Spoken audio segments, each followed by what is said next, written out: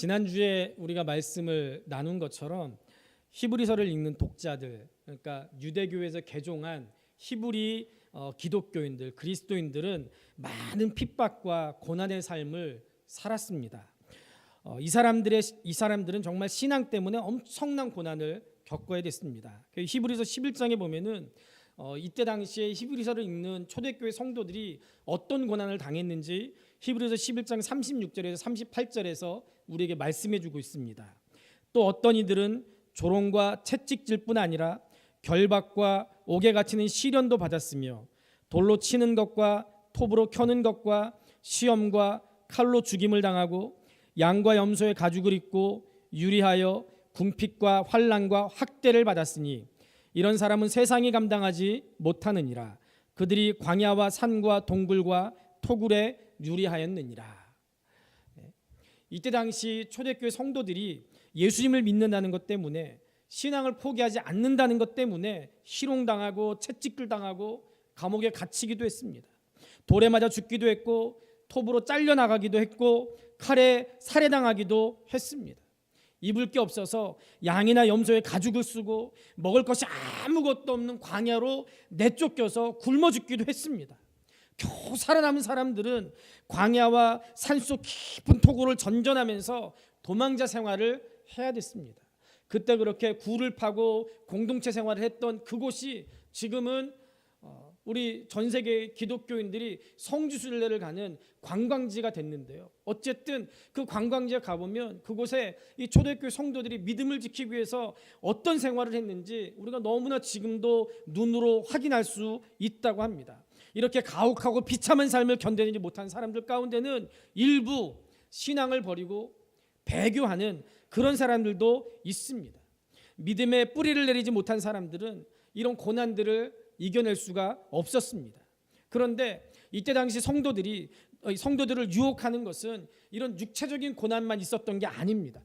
거짓 교훈을 가르치는 사람들이 거짓 교훈을 가르쳐서 성도들의 믿음을 흔들고 있습니다. 그래서 거짓 교훈으로 믿음의 뿌리가 깊지 않은 사람들이 믿음을 흔들어서 불신앙과 의혹의 죄에 빠지게 만들었습니다.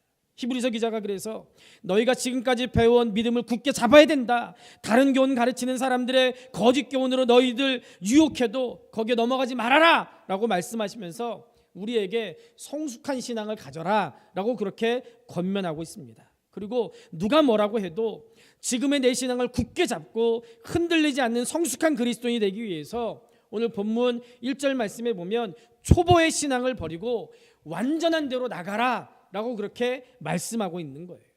미국의 로스앤젤레스에서요, 라스베가스로 가기 위해서는 모하비라고 하는 사막을 가로질러 가야 됩니다. 모하비가 우리나라 자동차에서 나온 USB 그 자동차 이름이 아니고 사막 이름입니다. 그런데 이 모하비 사막에 가면은요, 가장 많이 볼 수 있는 나무가 키가 우리 어른 키보다 더 큰 조슈아 트리라고 하는 나무이고요. 또 하나는 우리 이 어른들 허리에도 미치지 않고, 아니 허리에도 미치지 않는 정도가 아니라 그냥 한 요 정도 되는 그런 크기인데요.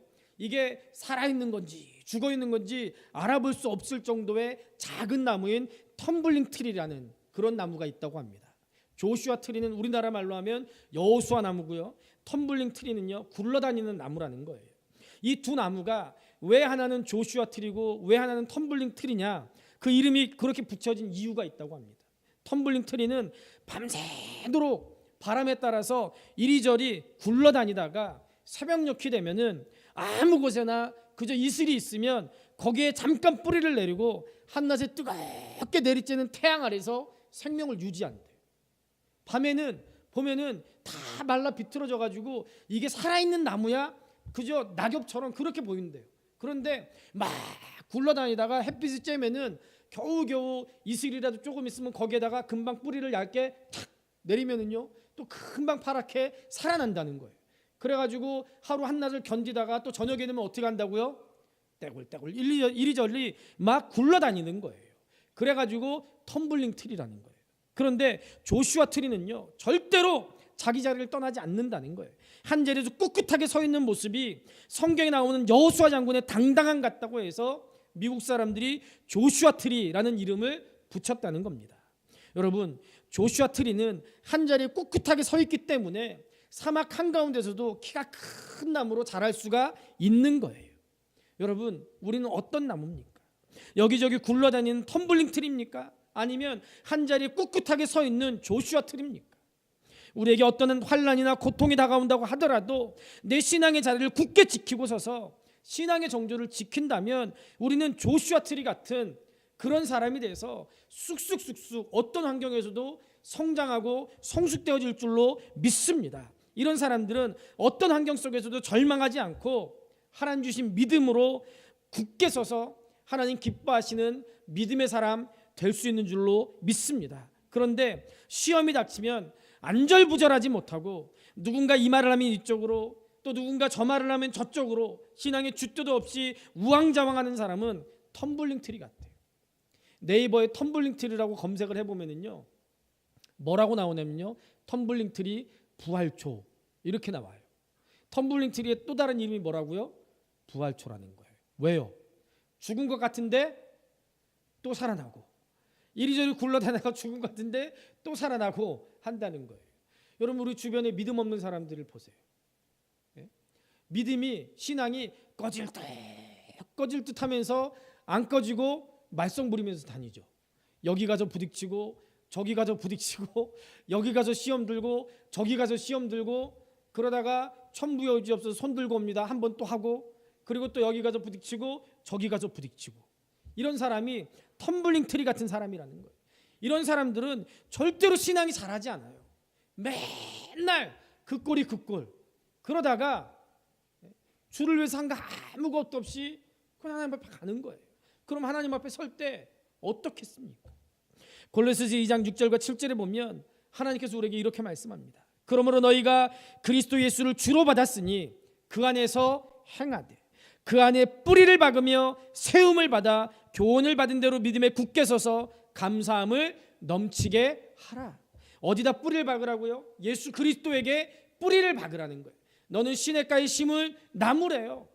시냇가 대신 예수 그리스도에게 우리가 뿌리를 박으면 시냇가를 통해서 계속해서 은혜를 공급받기 때문에 말씀을 공급받기 때문에 우리가 어떤 상황 어떤 환경에 있어서도 넘어지지 않고 죽지 않고 우리가 성장하고 성숙되어지고 자라나서 아름다운 하나님께서 쓰실 만한 열매를 맺을 수 있을 줄로 믿습니다. 예수 그리스도를 믿는 믿음의 깊이 뿌리를 박아서 어떤 유혹 앞에서도 흔들리지 않는 그런 믿음으로 사시는 여러분들 될 수 있기를 우리 주님의 이름으로 축복합니다.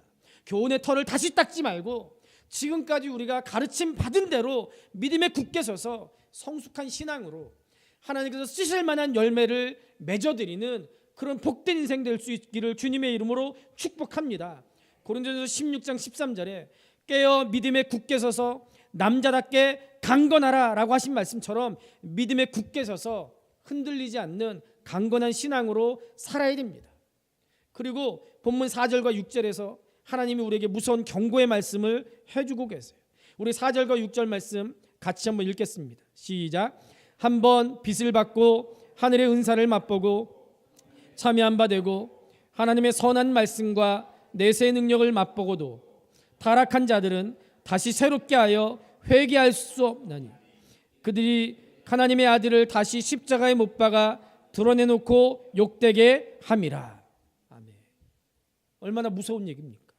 믿음을 가지고 살다가 한번 빚을 받고 하늘의 은사를 맛보고 성령에 참여한 바 되고 믿음을 가지고 살다가 예수 믿다가 믿음을 저버리고 배교한 사람, 세상으로 다시 간 사람은 하나님의 아들 예수 그리스도를 어떻게 한 사람이라고요? 다시 십자가에 못 박아 죽이는 사람 같다는 거예요. 우리가 성숙한 신앙을 갖지 못하고 우리가 여전히 초보적인 유아적인 신앙을 가지고 있다면 우리가 계속해서 장성한 믿음의 장성한 분량까지 자라가지 못하고 있다면 그래서 우리의 믿음을 놓아버리면 그래서 대마와 같이 세상으로 돌아가 버리면 우리가 예수님을 다시 십자가에 못 박는 죄를 짓는 것과 같다는 거예요. 우리의 죄를 대신 지시고 십자가에서 돌아가신 그 예수님을 우리가 지금도 여전히 다시 십자가에 못 박는 그 비극을 그 끔찍한 죄를 다시 반복하고 있다는 거예요. 누가 그렇게 하고 있다는 겁니까? 신앙생활을 하다가 그 신앙을 지키지 못하고 신앙의 뿌리가 뽑혀가지고 세상에 돌아가 버린 사람 그렇다는 거예요. 우리가 믿음의 삶을 포기하면 그것은 예수님을 다시 십자가에 못 박는 것이라는 것을 여러분들 절대로 잊지 마십시오. 출애굽한 이스라엘 백성들 결국 하나님으로부터 징벌을 받았어요. 400년 동안 노예 생활하던 애굽에서 탈출할 때 이스라엘 백성들 희망을 가지고 소망을 가지고 비전을 가지고 조상들에게 하나님께서 약속하신 그 가나안 땅에 들어가게 된다라는 그런 기쁨을 가지고 당당하게 출애굽했습니다. 그런데 홍해를 건너고 나서 하나님께서 이스라엘 백성들에게 너희들 가나안 땅에 들어가지 못해, 청천벽력 같은 그런 말씀을 합니다. 왜 그렇습니까? 이스라엘 백성들은 출애굽한 이후에 계속해서 하나님의 능력과 은혜를 체험했습니다. 홍해를 건널 때부터, 아니 그 이전에 노예 생활하던 애굽에서 탈출할 때부터 이스라엘 백성들 정말 놀라운 하나님의 은혜를 체험했어요. 계속된 은혜 가운데 살면서도 이스라엘 백성들이 신앙의 진보를 이루지 못했어요. 애굽을 탈출해 올 때나 계속된 은혜를 받고 난 이후에 달라진 게 전혀 없었습니다. 조그만 시련이 닥치기만 하면 여전히 불평하고 여전히 원망합니다. 약속의 땅 가나안을 바라보고 그 가나안 땅으로 간다고 하면서도 여전히 애굽의 생활을 동경했어요. 애굽의 생활 동경한 거 기껏 해봐야 뭐예요? 애굽에 있을 때는 파도 먹고 마늘도 먹고 뭐도 먹고 동경한 게 기껏 그거예요. 먹고 사는 거. 왜 자신들이 지금 광야에서 훈련받아야 되는지, 왜 자신들이 가야 될 가나안 땅, 왜 거기에 가야 되는지, 또 가나안 땅 어떻게 주어지는지, 이것에 대해서 믿음으로 사고하지 못하고 믿음으로 생각하지 못하고 믿음으로 바라보지 못했어요. 민수기 14장에 보면 가나안 땅을 정탐하고 돌아온 12명의 정탐꾼들이 보고를 하는데 여호수아와 갈렙을 제외한 10명의 정탐꾼들이 뭐라고 얘기합니까? 가나안 땅에 우리가 절대로 들어갈 수 없다라고 보고합니다. 그 땅은 정말 하나님이 약속한 대로 젖과 꿀이 흐르는 그런 땅이지만 사람들이 얼마나 강한지 우리는 그들 앞에서 메뚜기 떼 같습니다. 그러면서 사람들을 선동, 절망적인 보고를 해요. 그런데 똑같은 걸 보고 온 여호수아 갈렙은 그 땅 백성이 강하고 성읍이 견고하다 할지라도 우리에게는 하나님이 계시기 때문에 하나님 우리와 함께 하신다면 능히 그 땅을 차지할 수 있습니다. 그들은 우리의 밥입니다 라고 백성들을 격려합니다. 백성들이 누구의 말을 들었어요? 불신앙적인 보고를 한 10명의 말을 들었습니다. 여전히 애굽에서 종살이하던 그 모습 그대로, 여전히 어린아이 같은 신앙의 모습을 백성들이 하나님 앞에 보인 거예요. 그래서 다시 하나님을 원망합니다. 모세를 향해서도 원망과 불평을 쏟아내고 있어요. 이런 이스라엘 백성들을 보시고 하나님께서 이 백성들 가나안 땅으로 데리고 들어가서는 안 되겠다라고 결정하셨어요. 하나님의 은혜를 베푸시고 능력을 보여주셨는데도 불구하고 여전히 원망하고 여전히 불평만을 일삼는 이 백성들, 여전히 초보적인 유아적인 신앙에서 벗어나지 못한 이 백성들은 가나안 땅의 주인이 될 자격이 없다라고 판단한 거예요. 이런 백성들 가나안 땅에 데리고 들어가서 거기 살게 한다면 하나님의 백성이라고 하는 이 사람들 때문에 하나님께 영광 받으시는 것이 아니라 오히려 하나님께 욕이 될 게 너무나 뻔하기 때문에 가나안 땅에 들어갈 만한 믿음을 가졌던 여호수아 갈렙을 제외한 모든 이스라엘 백성들은 광야에서 삶을 마감해야 됐습니다. 그렇게 들어가고 싶어 했던 그 가나안 땅에 들어갈 수 있는 자격을 상실한 거예요. 여러분, 지금 우리의 모습은 어떻습니까? 하나님이 우리에게 베풀어 주신 그 은혜 얼마나 값지게 간직하고 있습니까? 하나님께서 나를 처음 만나 주셨던 그 처음 순간의 그 사랑, 그 믿음 여전히 우리 안에서 불타오르고 있습니까? 아니면 지금 바람 앞에 등불처럼 겨우겨우 꺼뜨리지 않고 겨우겨우 그거 붙들고 있습니까? 가느다란 실처럼 언제 끊어져도 이상할 것 없는 그런 모습으로 겨우겨우 주일날 한번 나와가지고 예배드리고 일주일 동안 믿음과 하나님과 전혀 상관없이 그렇게 살고 있지는 않습니까? 우리가 하나님의 은혜를 마음 깊은 곳에 간직하고 살아간다면 우리가 신앙의 초보에서 벗어나서 성숙한 신앙으로 하나님이 쓰실 만한 열매 맺는 복된 삶으로 우리가 자라갈 수 있을 줄로 믿습니다. 그러나 계속해서 베풀어 주시는 하나님의 은혜 가운데서도 그 은혜 쏟아버리고 여전히 초보 신앙인 자리에 머물러 있다면 우리의 이런 모습이 하나님의 마음을 아프게 해드리는 거예요. 때로는 그게 주님을 다시 십자가에 못 박아서 우리 주님을 다시 욕되게 하는 것인 줄로 믿습니다. 그래서 하나님께서 우리에게 신앙의 초보를 버리고 성숙한 신앙의 자리까지 자라가라 라고 말씀하고 있는 거예요. 그럼 여러분들, 성숙한 신앙이라는 게 도대체 뭡니까? 초보 신앙이 시련과 핍박이 오면 믿음을 버리는 위험한 신앙이라고 한다면, 성숙한 신앙은 열매 맺는 신앙인 줄로 믿습니다. 오늘 7절에서 8절에서 이렇게 말씀합니다. 같이 읽어보겠습니다. 7절에서 8절입니다. 시작.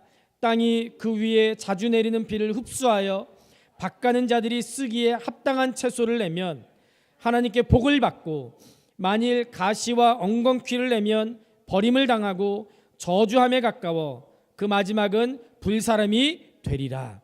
아멘. 여기서 땅은 우리 그리스도인들을 비유합니다. 밭을 간다는 것은 우리가 신앙인으로서 하나님의 말씀대로 살아가는 것을 말합니다. 밭이 비를 흡수해서 유용한 쓰실 만한 채소를 낼 수도 있고, 반대로 가시와 엉겅퀴를 낼 수도 있습니다. 그 결과에 따라서 하나님께 복을 받기도 하고 불사람을 당하기도 합니다. 그런데 8절에 보면 불사람 당하는 거 가시나 엉겅퀴가 아니라 뭐래요? 땅이 불사람을 당하는 거예요. 여러분들 기억하십시오. 하나님께서 불사를 때 뭘 불사른다고요? 우리의 열매를 불사르는 게 아니에요. 땅을 불사른대요. 땅이 뭐라고 그랬어요? 우리예요. 땅을 불사른대요. 하나님이 쓰실 만한 열매를 맺지 않으면 땅을 불사르는 거예요. 비로 상징되는 은혜는요, 모든 밭에 똑같이 임해요. 똑같이 임해요. 지금 하나님께서 이 시간에 앉아있는 우리 모두에게 똑같은 은혜를 주시는데, 어떤 사람은 말씀을 받아들여서 그 말씀에 은혜 받는가 하면, 어떤 사람은 그냥 멍하니 있다가 그냥 한 시간 때우고 돌아가는 사람도 있어요. 하나님의 은혜는 똑같이 밭에 임합니다. 그런데 그 은혜를 받고 열매를 드리느냐, 엉겅퀴와 가시를 드리느냐, 이것은 전적으로 누구 책임이에요? 땅의 책임이라는 거예요. 우리는 심판에 이르는 땅이 되지 말고 축복에 이르는 땅이 되어야 될 줄로 믿습니다. 그런데 여러분들 걱정할 거 없어요. 어려운 광야 생활 가운데서도 하나님의 능력과 은혜가 풍성하게 쏟아진 것처럼 우리 삶에 그 어떤 고난과 시련이 닥칠 때도 하나님의 은혜가 동일하게 풍성하게 나타날 줄로 믿습니다. 그 은혜를 우리는 그저 잘 받아서 열심히 밭을 갈아서 쓰기에 합당한 열매를 맺으면 우리가 하나님의 복을 누리는 삶을 살 수 있습니다. 그러면 여러분, 어떻게 하면 쓰기에 합당한 열매를 맺는 삶을 살 수 있습니까? 하나님의 약속을 굳게 믿고 구원의 확신 가운데 살아가면 돼요. 9절을 보세요. 사랑하는 자들아, 우리가 이같이 말하나 너희에게는 이보다 더 좋은 것 곧 구원에 속한 것이 있음을 확신하노라. 여기서 너희는요, 주의 영으로 거듭난 구원받은 우리를 말합니다. 히브리서 기자는 우리가 구원에 속한 더 좋은 것들을 가지고 있다라고 말합니다. 무슨 얘기입니까? 구약 사람들은 그림자만 가지고 있었어요. 예수 그리스도에 대해서 말씀을 듣고 여러 가지 많은 예표들, 모델들, 그걸 보기만 했어요. 예고편만 봤어요. 그러나 지금 우리는 십자가 되시는 그 예수 그리스도를 통해 오는 온갖 구원의 좋은 것들, 그거 다 받아 누리고 있습니다. 그런 복을 우리가 지금 누리고 있는 거예요. 하나님의 약속을 바라보면서 믿음으로 사는 성숙한 그리스도인들은 이렇게 구원의 확신 가운데 살아갑니다. 성경의 약속 가운데 가장 큰 약속은 다른 게 아니에요.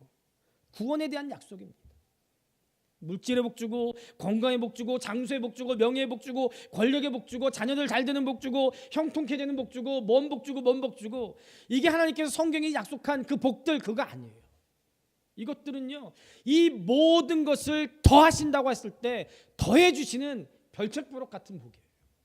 성경에서 하나님이 우리에게 약속하신 가장 큰 복, 더 좋은 복은 다른 게 아니라 구원에 대한 약속입니다.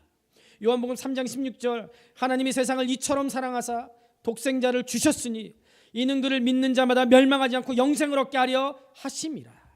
이 하나님의 약속을 다 믿는 여러분들 될 수 있기를 우리 주님의 이름으로 축복합니다. 예수 믿는 거 정말 중요합니다. 우리에게 예수 믿는 것보다 더 시급한 것, 예수 제대로 믿는 것보다 더 중요한 일은 이 세상에 아무것도 없습니다. 여러분들 예수 제대로 믿어야 됩니다. 그저 예수 믿는 흉내만 내고 예수 믿는 척만 하는 것이 아니고 예수 제대로 믿어야 돼요. 예수 제대로 믿어야 돼요. 이 약속은 언약이에요. 하나님이 우리에게 일방적으로 주시는 약속입니다. 하나님의 주권적인 은혜로 이 약속이 우리에게 주어졌어요. 요한복음 1장 12절에 영접하는 자 곧 그 이름을 믿는 자들에게는 하나님의 자녀가 되는 권세를 주셨으니 라고 말씀합니다. 우리가 하나님의 자녀가 되는 길은 절대로 우리의 선행이나 우리의 공로에 의해 되는 것이 아니라 내게 주신 하나님의 약속의 말씀을, 그 선물을 그저 받으면 돼요. 받아들이면 돼요. 그런데 이것도 내가 하는 게 아니라 하나님의 믿음을 내게 선물로 주신다고 말씀합니다. 선물 주시면 나는 그냥 감사합니다 하고 넙죽 받으면 돼요. 내가 하나님의 자녀됨을 쟁취하는 게 아니라 예수 그리스도께서 나를 위해서 십자가 지셔서 내 구주가 되셨음을 그저 받아들이기만 하면 나는 하나님의 자녀가 되는 복을 누리게 돼요. 요한복음에서 영접하는 것과 믿는 것은 같은 의미예요. 예수 그리스도를 영접하고 믿고 신뢰하고 사랑하고 순종하는 자는 하나님의 자녀가 되는 권세를 누리게 될 줄로 믿습니다. 계시록 3장 20절에 볼지어다 내가 문 밖에 서서 두드리노니 누구든지 내 음성을 듣고 문을 열면 내가 그에게로 들어가 그로 더불어 먹고 그는 나로 더불어 먹으리라라고 말씀합니다. 지금 이 시간에 우리 주님께서 여전히 우리의 마음을 두드리고 계십니다. 우리의 마음의 문을 열어서 주님을 맞아들이십시오. 주님을 맞이하세요. 우리의 문을 열면 돼요. 우리가 마음 문을 열고 예수님을 나의 구주, 나의 하나님, 나의 주님을 영접하고 모실 때 우리에게 영생의 축복이 있고 주 안에서 참된 평안을 얻습니다.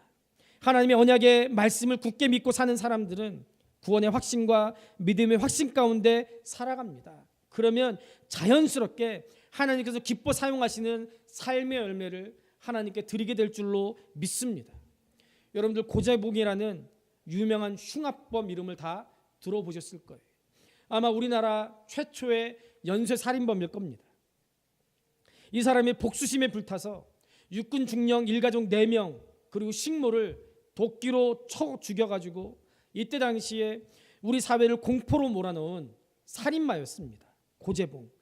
이 사람이 교도소에 들어갔을 때 얼마나 그 눈에 살기가 등등했는지 아무도 이 사람 옆에 접근하지 못했대. 왜요? 우리나라에 이전까지 이런 살인마가 없었다는 거예요. 그래서 간수나 형무소 담당 목사도 이 고재봉을 두려워했다는 거예요. 그뿐만 아니라 전과가 많은 죄수들도 고재봉이가 내가 고재봉이야 이렇게 얘기하면 형님 하고 깍듯이 모시면서 그 앞에서 벌벌벌 떨었다는 거예요. 그런데 그러던 어느 날 고재봉 앞으로 소포 하나가 배달돼 왔어요. 소포 꾸러미를 열어봤더니 성경책 한 권이 나왔습니다. 성경책을 보자마자 고재봉이 에이 재수 없어 하고서는 냅다 집어 던졌답니다.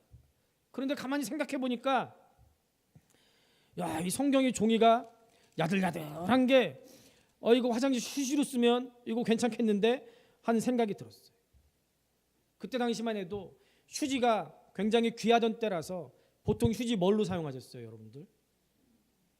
신문지. 이쪽은 아시는데 이쪽은 모르는 척 하고 계시네요. 신문지 어떻게 했어요? 빡빡빡빡빡 해가지고. 저도 그렇게 안 사용해봤습니다. 누가 왜 이렇게 잘 알죠? 신문지. 근데 이건 그럴 필요도 없잖아요. 그래가지고요, 야 이거 화장실에 휴지로 쓰면 좋겠다 해가지고요 성경책을 찢어가지고 화장실 휴지로 사용하다가 어느 날 갑자기 화장실에 앉아서 볼일을 보는데 궁금한 거예요. 도대체 뭐라고 써 있길래 이렇게 글씨가 많이 써 있을까 궁금했어요. 그래가지고 싸면서 딱히 할 일도 없어가지고 그러면 쌀 때 한번 읽어볼까 하고 읽다가 성경에 써 있는 말씀들이 예사 말씀이 아니라는 걸 깨닫게 됐어요. 그러면서 성경책이 화장실 휴지에서 이 사람을 살리는 생명의 말씀으로 변했습니다. 은혜 받은 거예요. 예수 믿게 된 거예요. 그리고 예수님을 믿고 예수님을 영접하고 구원받은 사람이 됐어요. 그때부터 이 고재봉이가 열심히 전도하기 시작하더니 그 교도소 안에 2,000명이나 되는 죄수 가운데 1,800명이 이 고재봉 때문에 예수 믿는 놀라운 역사가 일어났다는 거예요. 고재봉이 시간이 날 때마다 앞길이 구말리 같은 놈들아, 너희들 이렇게 살다 갈 거냐? 이 감방에 다시는 나 같은 사람 안 만나려면 너 예수 믿어야 된다, 이렇게 외쳤다는 거예요. 그렇게 외칠 때마다 사람들이 예수님 믿겠다고 결단하고 손들면 나 같은 죄인이 용서함 받아서 주 앞에 옳다함 얻음은 확실히 믿기는 어린 양 예수의 그 피로 속죄함 받았네, 찬송하면서 그 구원의 은혜에 감사하고 감격했다는 거예요. 이 고재목이가 죽어가면서 사형당하면서 내가 좀 더 일찍 예수님을 알았더라면 이렇게 나쁜 죄를 짓지 않았을 텐데, 나에게 누군가가 조금만 더 일찍 복음을 전해준 사람이 있었더라면 내가 이렇게 살진 않았을 텐데 한탄했다는 거예요. 그러면서도 사형이 집행되는 가운데 큰 소리로 인내하신 구세주 내 말 들으사 죄인오라 하실 때 날 부르소서 하나님을 찬양하면서 천국에 갔다는 거예요. 여러분, 많은 사람을 죽인 그 시대의 살인마 고재봉이도 예수 믿으니까 구원의 핵심 가운데 천국을 바라보면서 죽어갈 수 있었어요. 그리고 1800명이라는 복음의 열매를 남겨드렸어요. 하물며 우리는 어떻겠습니까? 우리도 하나님의 그 복음을 듣고 우리도 똑같이 구원받은 사람, 우리도 그 구원의 감격, 구원의 확신 가운데 살면 우리도 지금 하나님께서 쓰실 만한 열매를 하나님 앞에 마음껏 올려드리는 복된 삶을 살 수 있을 줄로 믿습니다. 또 하나님이 쓰기에 합당한 열매를 맺는 성도는 구원의 확신이 있기 때문에 풍성한 소망에 이르게 될 줄로 믿습니다. 11절입니다. 우리가 간절히 원하는 것은 너희 각 사람이 동일한 부지런함을 나타내어 끝까지 소망의 풍성함에 이르러 라고 말씀합니다. 요즘 교회에 대해서 험담하는 사람들이 이런 얘기를 한다고 해요. 소망교회 소망이 없고 사랑교회 사랑이 없고 순복음교회 순복음이 없다 얘기한다는 거예요. 그럼 우리 노원성직교회를 보면 사람들은 뭐라고 할까요? 성진이 무슨 뜻이라고요? 거룩한 전진이란 뜻이에요. 거룩한 발걸음이라는 뜻이에요. 우리가 신앙의 진보를 이루지 못하고 신앙이 성숙되지 못하고 여전히 그 자리에 있으면 세상 사람들이 우리에게 뭐라고 하겠습니까? 노원 성진교회에 성진이 없구나, 거룩한 전진, 거룩한 발걸음이 없구나, 맨날 그 자리에 머물러 있구나, 그러지 않겠습니까? 여러분, 하나님께서는요 언제나 우리에게 풍성한 소망을 주시기를 원하고 계세요. 베드로전서 3장 15절에 보면 너희 마음에 그리스도를 주로 삼아 거룩하게 하고 너희 속에 있는 소망에 관한 이유를 묻는 자에게는 대답할 것을 항상 준비하되 온유와 두려움으로 하고 라고 말씀하고 있어요. 베드로 사도는요 우리에게 소망의 이유가 있다는 것을 분명히 하고, 야 니네 뭐가 그렇게 기쁘냐, 니네 뭐가 그렇게 좋아, 노원 성직교회는 코딱지만 하고 노원 성직교회는 볼 거 하나도 없는 것 같은데 근데 뭐가 그렇게 교회가 좋아? 너 보면은 맨날 사는 게 뭐 별거 없는 것 같은데 뭐가 그렇게 좋아? 이렇게 물을 때 우리가 그 이유를 묻는 사람들에게 대답할 말을 준비하고 있으라는 거예요. 왜요? 우리는 소망이 있는 사람이기 때문에 그래요. 소망은 가장 좋은 걸 기대하는 겁니다. 보이지 않는 것을 보는 것처럼 기대하는 거, 이게 소망입니다. 바울 사도는 이스라엘의 소망으로 인해서 자신이 사슬에 매인 바 됐다라고 그렇게 고백합니다. 우리 소망은 눈에 보이지 않는 것처럼 단지 이 땅에 국한되어 있지 않아요. 단지 이 땅, 이 생뿐만 아니라 우리는 이 생뿐만이라면 우리는 정말 불쌍한 사람이라고 성경에서 말합니다. 하나님께서는 우리에게 이 땅에서뿐만 아니라 소망을 하늘에 쌓아두셨다라고 말씀하고 있어요. 우리 그리스도인들은 이 소망을 기다리며 사는 존재인 줄로 믿습니다. 그 소망이 뭐예요? 찬송 가운데 이 몸의 소망 무언가? 우리 주 예수뿐일세. 우리 주 예수밖에는 믿으리 아주 없도다. 우리의 소망이 뭐라고요? 예수 그리스도는 우리의 소망이고 인류의 소망입니다. 예수 그리스도 안에 우리의 소망이 있는 줄로 믿습니다. 예수 그리스도를 만난 우리는 소망 가운데 즐거워할 수 있습니다. 토드 비머라는 사람과 그 가족의 소망은 나는 소망을 믿는다 라고 번역된 책에 너무 잘 나와 있어요. 토드 비머가 누구냐?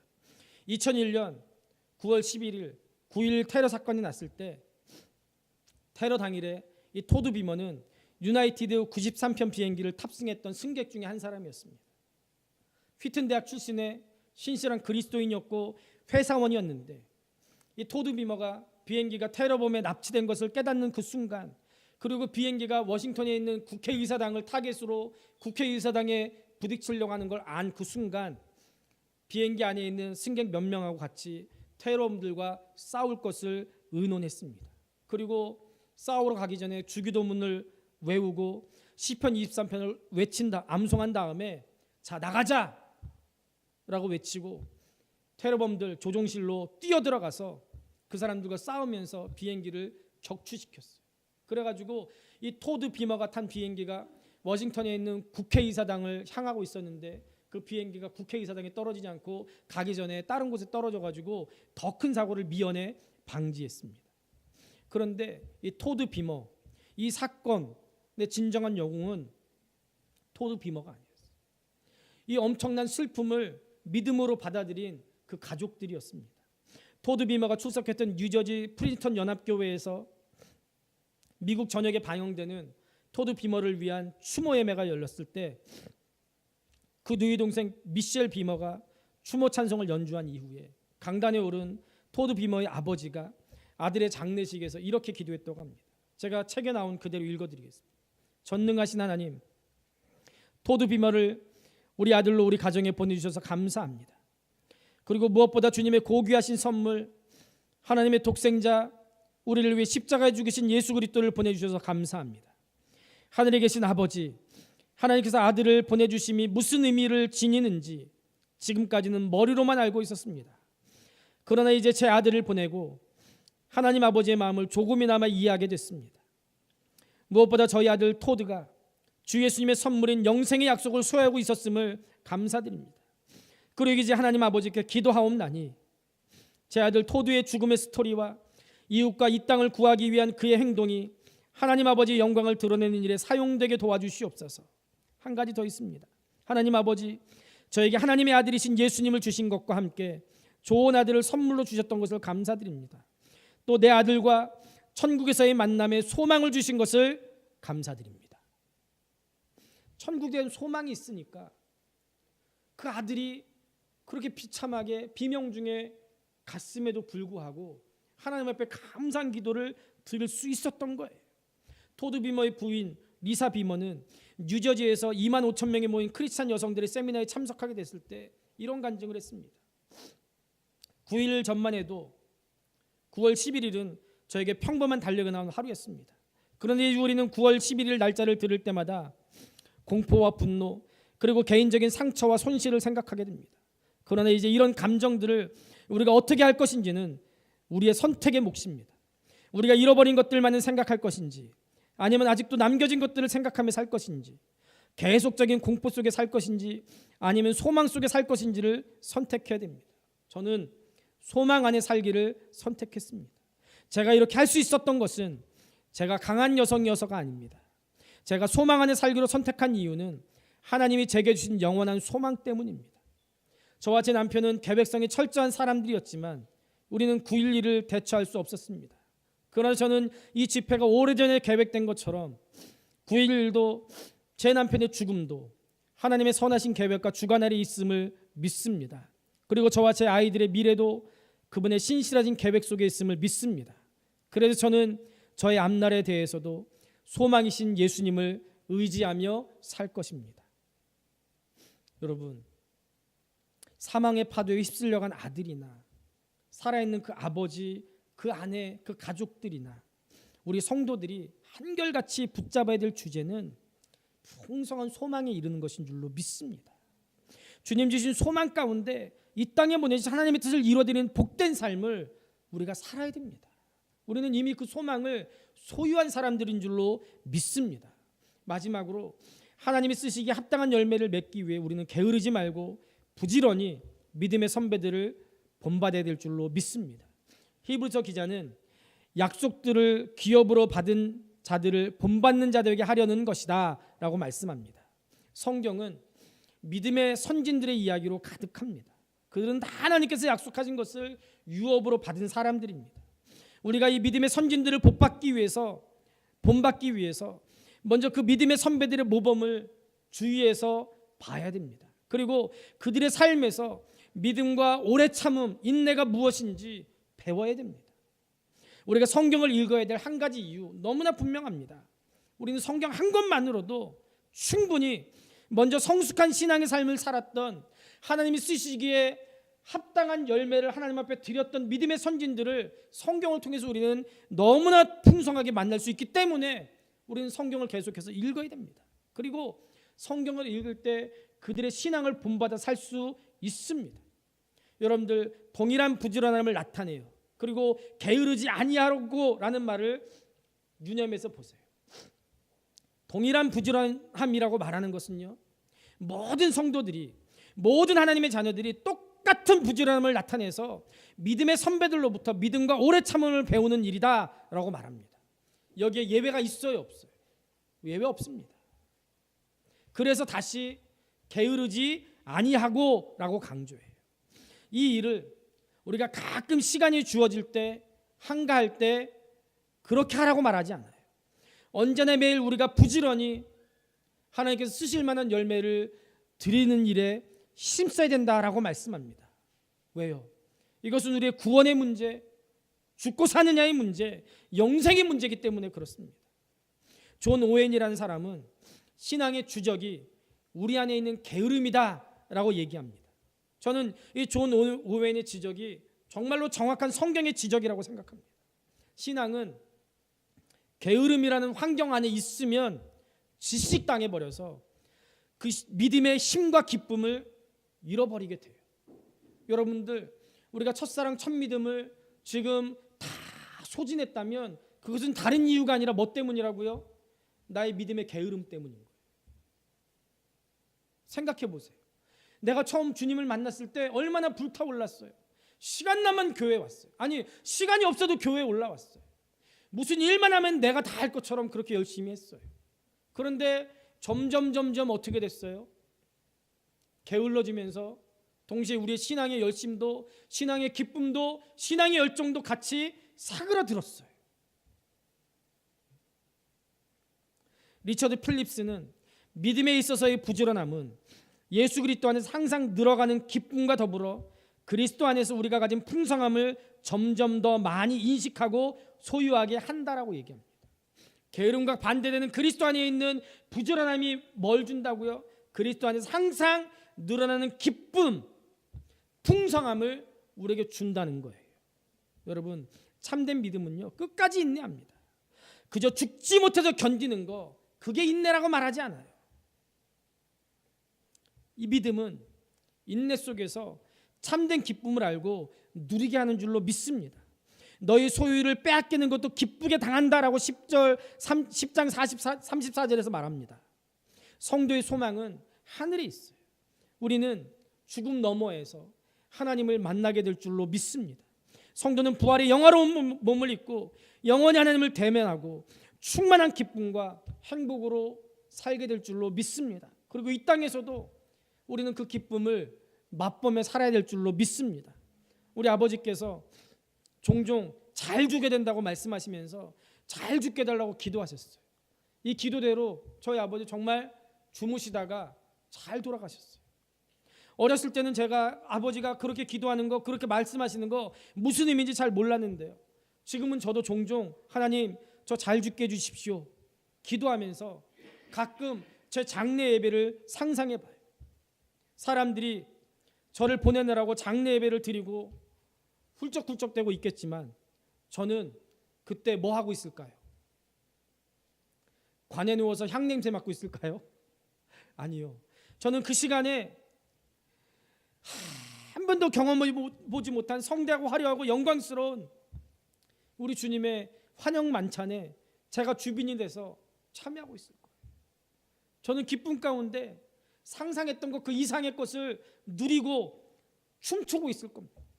천국과 천사들이 나팔 불고 노래하면서 저를 환영하고 있을 거예요. 그리고 영원토록 사랑했던 그 주님 만나고 하나님을 만날 거예요. 그래서 저는 제 장례 예배 때 소망이 넘치고 기쁨이 넘치는 찬양 불러달라고, 그런 찬양 틀어달라고 제 아이들한테 유언하려고 해요. 왜요? 정말 기쁘고 생각만 해도 소망이 넘치기 때문에 그래요. 우리 문장로님이 박하자 권사님 돌아가셨을 때 마음이 참 기쁘시더래요. 세상 사람들이 들으면 뭐라고 생각했을까요? 어떻게 사람이 죽었는데 기뻐할 수 있을까? 야, 정말 나쁜 사람이나 그랬을 거예요. 근데 문장로님 왜 기뻐했을까요? 천국에 소망이 있으니까. 박하자 권사님이 이 땅에서 오랫동안 휠체어 타시고 오랫동안 신장 투석하시면서 고생하면서 지냈는데 이제 돌아가시고 하나님께 돌아가시고 나니까 이제 그 고통 끝났고 천국에 대한 소망이 있으니까 문장로님이 박하자 권사님을 보시면서 마음이 기쁘시더라는 거예요. 저는 그 얘기를 들으면서 이게 정말 신앙인의 모습이고 이게 정말 죽음을 대하는 소망이 풍성한 신앙인의 고백이다 라는 생각이 드는 거예요. 저도 기뻤어요. 여러분, 인생의 어려운 시련들을 지날 때마다, 인생의 고난의 이 터널을 통과할 때마다 이런 소망들이 얼마나 우리를 위로하고 인내하게 하는지 여러분들 모르실 거예요. 여러분, 이 소망이 우리 안에 가득하게 되기를 주님의 이름으로 축복합니다. 그리고 동일한 부지런함으로 매일매일 게으르지 말고 믿음의 선배들을 주위에서 보세요. 그리고 믿음과 인내를 배우세요. 성경에만 믿음의 선배들이 있는 것이 아니고 우리 교회에도 믿음의 선배들이 많이 있어요. 오랫동안 믿음으로 살아오셨고 믿음으로 교회를 지켜오셨던 우리 장로님들을 보면서, 권사님들을 보면서 믿음은 저렇게, 믿음의 사람은 저렇게 사는 거야 라고 배우세요. 그리고 우리 장로님, 권사님들은 우리 젊은 세대에게 부끄럽지 않게 하나님의 말씀으로, 믿음으로 하나님 나라에 대한 소망을 가지고 이 땅에 소망을 두고 살지 말고 하나님 나라에 소망을 두고 살면서 살아있는 간증이 되세요. 우리가 하나님이 쓰시기에 합당한 삶의 열매를 맺는 성숙한 그리스도인이 돼서 우리 다음 세대들에게, 예수 없는 사람들에게 성숙한 신앙의 모델, 예수 믿고 복받아서 하나님을 간증하는 간증의 주인공 될 수 있기를 우리 주님의 이름으로 축복합니다.